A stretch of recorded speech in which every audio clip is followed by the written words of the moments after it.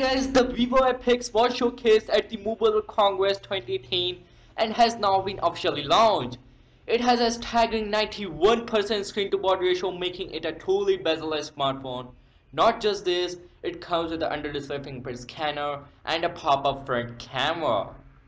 The FX has the highest screen to body ratio of 91%, even with the pop-up camera, which is another highlight of the phone.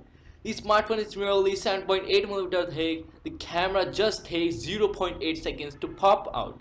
It is made of glass with a glossy back and the fingerprint scanner lies under the screen.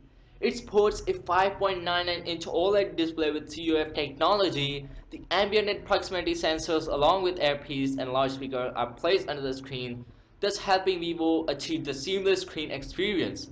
On the back sits a vertical line dual camera setup. The Vivo FX also comes with hi-fi audio with 3 amplifiers and a dedicated tag.